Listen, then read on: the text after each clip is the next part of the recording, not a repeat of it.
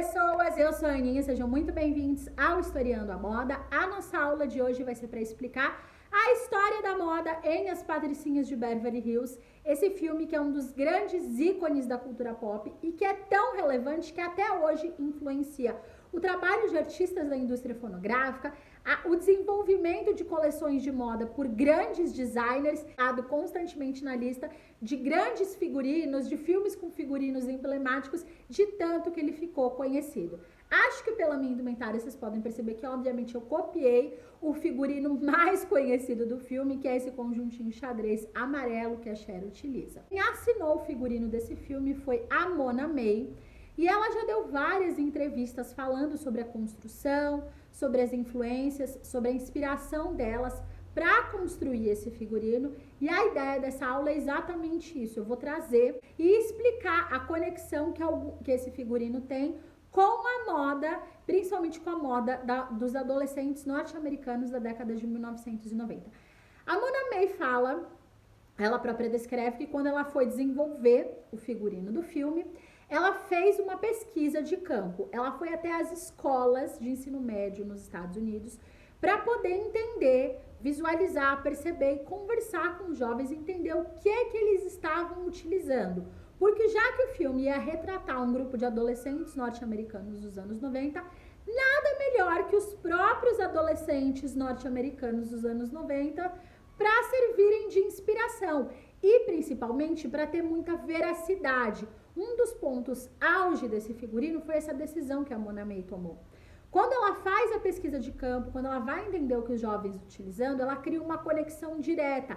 Os próprios adolescentes, quando viram esse filme, não só nos Estados Unidos como em outros lugares do mundo, se sentiram imediatamente conectados com essa história. Esse filme criou uma conexão por causa disso.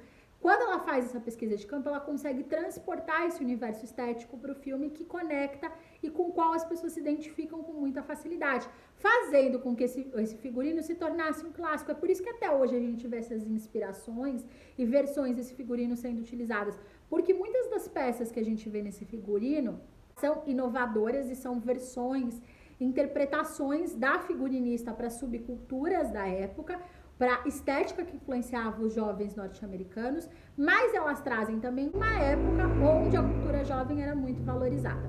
Quando a Mona May vai a campo, faz essa pesquisa, ela percebe que o grunge dominou o cenário dos jovens norte-americanos. Ele influenciava fortemente a estética, as escolhas, aquilo que os jovens norte-americanos queriam usar e estavam utilizando no seu dia a dia e com o qual eles utilizavam como métrica para fazer as suas escolhas.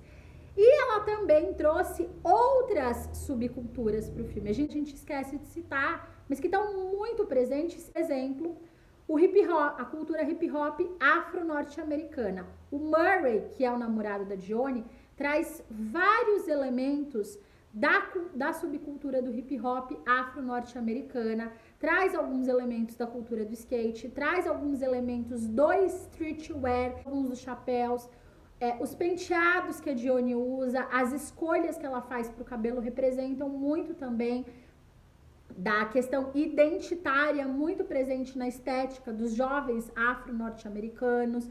E a gente vê todos esses elementos muito constantemente presentes, não só o Murray, com todo mundo que anda com ele, algumas escolhas que a Johnny faz que estão presentes no figurino da Johnny, sim, dessa cultura afro-norte-americana, as escolhas que ela faz de chapéu, que muita gente fala do chapéu que a Johnny usa e que é uma escolha presente que tem sim uma certa influência da cultura hip hop, da cultura street, urbana, afro-norte-americana, estão muito presentes no figurino. Muito importante a gente falar todas essas subculturas, primeiro, porque elas eram muito influentes na década de 1990, porque elas trouxeram à tona muito das questões identitárias para a comunidade afro-norte-americana nos Estados Unidos e que se espalharam pelo mundo todo e foram significativas, presentes, marcantes, influenciaram muito fortemente a moda. A gente tem também nesse filme uma referência, uma influência da moda jovem dos anos 60.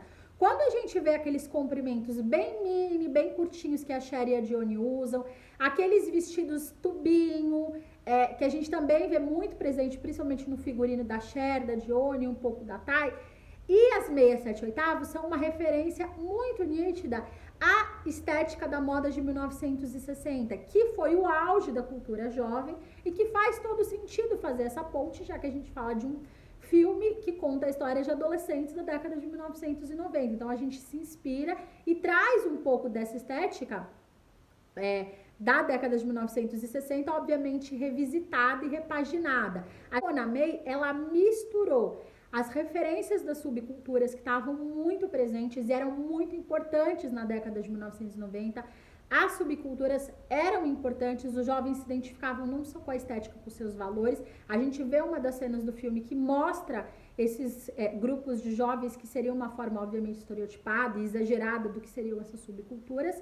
E ela traz também um pouco de inovação. A gente vê muito o uso do xadrez, a gente vê um figurino muito colorido. Justamente porque a Cher, que é a protagonista, é uma menina esfuziante, um pouco materialista, extremamente extrovertida. A Dione, que é a melhor amiga dela, que é a outra protagonista do filme, também é uma menina extrovertida, esfuziante. Não combinaria trazer principalmente para essas duas personagens, que são as protagonistas do filme, que aparecem mais vezes. A Cher troca de roupa mais de 60 vezes, a Dione troca de roupa mais de 40 vezes.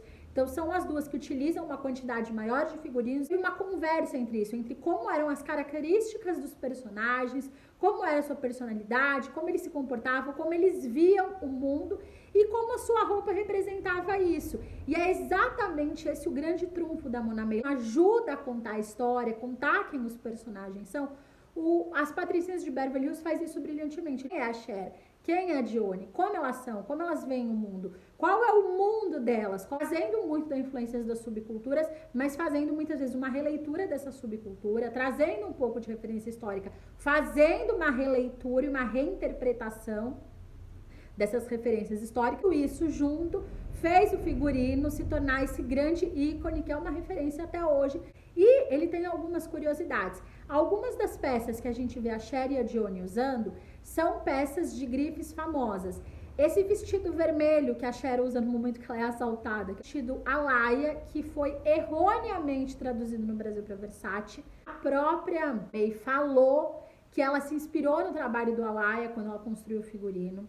Esse outro conjuntinho amarelo super conhecido é um conjunto do Jean Paul Gaultier, que inclusive a Mona May fala que foi uma das peças mais difíceis de serem encontradas. Isso acontece também porque o orçamento de figurino da época para esse filme foi relativamente grande. Ela teve mais ou menos $200 para fazer o figurino. Para 1995, era um volume grande de dinheiro. E a Alicia Silverstone ficou com a maior parte dos figurinos que ela usa em As Patricinhas de Beverly Hills, que infelizmente ela acabou se desfazendo das peças ao longo do tempo. Vocês tenham gostado dessa aula sobre a moda em As Patricinhas de Beverly Hills, um pouco das referências, das influências. Se vocês ficaram com alguma dúvida, algum designer que eu citei aqui, alguma referência, deixe aqui nos comentários, que como sempre eu terei o maior prazer de responder.